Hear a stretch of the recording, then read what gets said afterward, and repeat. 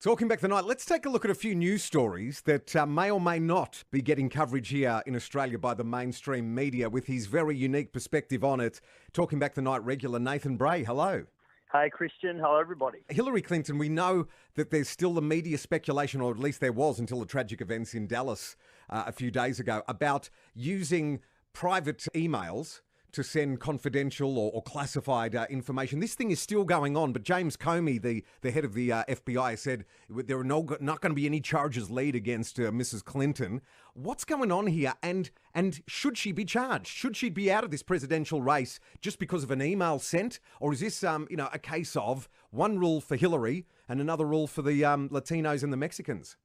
That's right, Christian. I mean, I want to break this down to start with. Let's just get a head around what happened. So James Comey, the FBI director, he made a statement after investigating Hilary Clinton's use of a private email server at home.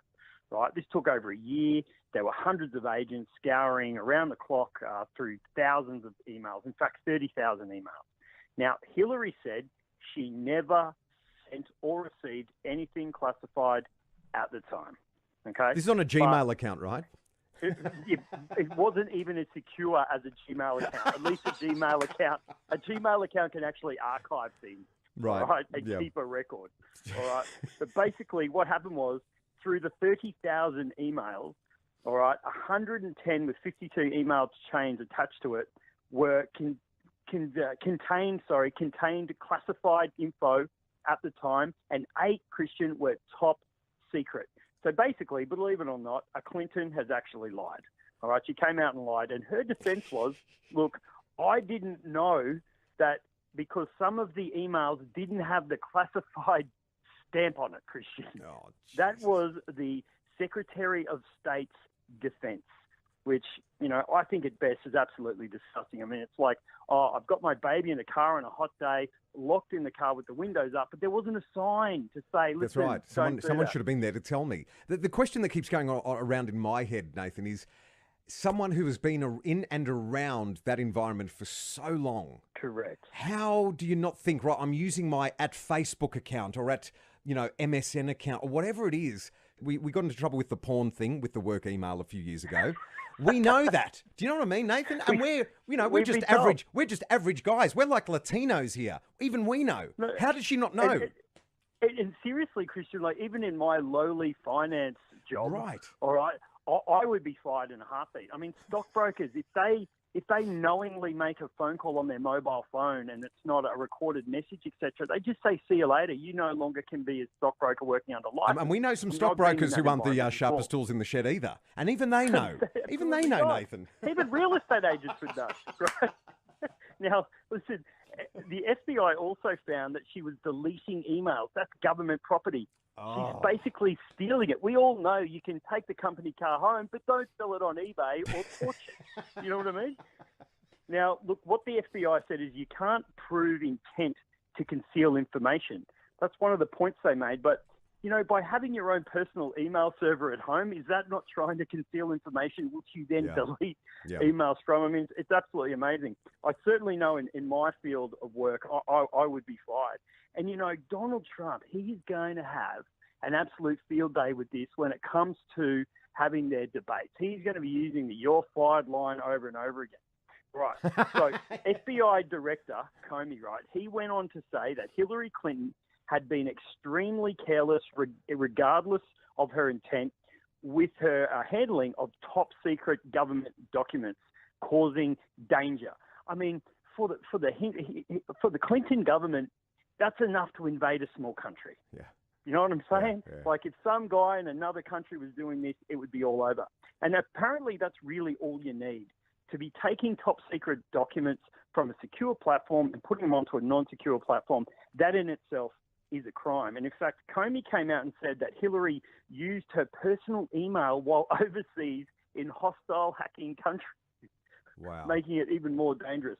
But then he came out and said, listen, I'm not recommending sanctions against Hillary at this time. But he did say if someone did something similar, they would lose their security clearance and they would face criminal sanctions.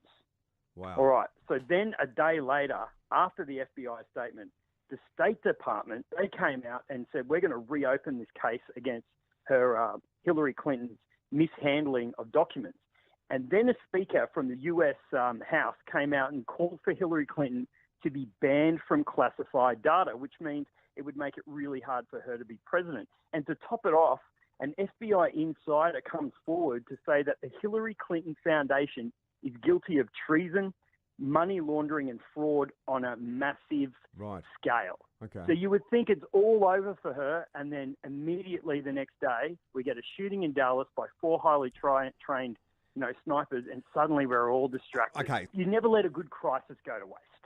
That's one of the things we know from the media and the government. So you'd think the crescendo was built up to a maximum climax, and then all of a sudden there's this well-organised shooting go on in Dallas, and suddenly everyone's forgotten about what's going on with Hillary Clinton, and we're all focusing on this race war that we're being told has been inflamed, and it's too dangerous to travel to America and all this kind of thing. What worries me, though, is it's happened time and time again. For example, the day before 9/11, okay, and this is the scary thing, Donald Rumsfeld came out and said that $2.3 trillion is just missing from the Pentagon. It's disappeared. We don't know what happened to your taxpayer money, etc. And then the next day, boom, 9/11. Okay, no one ever talked about that money ever again. And I could sit here and name 10 or 15 of these events that occurred that are just the greatest, you would call it conspiratorial, but you would say it is the greatest coincidence of all time. And remember, Hillary Clinton was in on this whole Maidan scenario in the Ukraine where they had the protest and snipers were shooting protesters on both sides to inflame the situation, to suit the Western interests. And they were found sort of guilty of that. Everyone sort of knows that from tape phone conversations.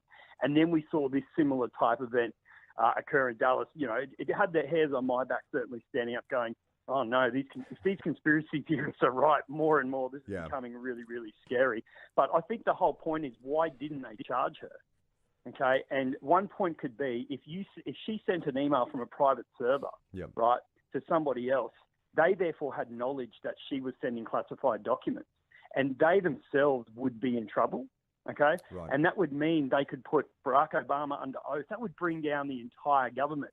They had knowledge of what she was doing, which makes them guilty. And then there's the connection with all the money in the Clinton Foundation, all the way from Saudi Arabia to Wall Street. If that all came loose to say that it was fraudulent, etc., could you imagine it would really bring down the whole system, which I think is broken as it is. What do you think, in short, is going to be the upshot of all of this and the ramifications for the election in the United States? I would say at the moment there is zero chance, especially as this progresses and grows, because not only did she look like, she was too powerful to be jailed, do you know what I mean? Too rich, too wealthy, so she gets off. She looked bad in that state. And now you find out that there's fraud and she's gotten away with it and so on and so forth. Like, it looks like she's got zero chance. Donald Trump is going to have an absolute field day with this situation. So therefore it would make sense. And this is what the conspiracy theorists are saying.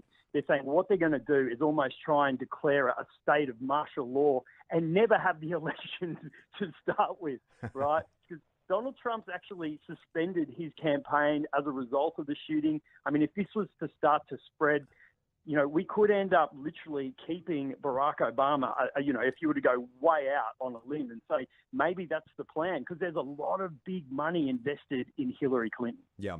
Nathan Bray, thank you. We'll catch up again same time next week on Talking Back the Night. Thanks, mate.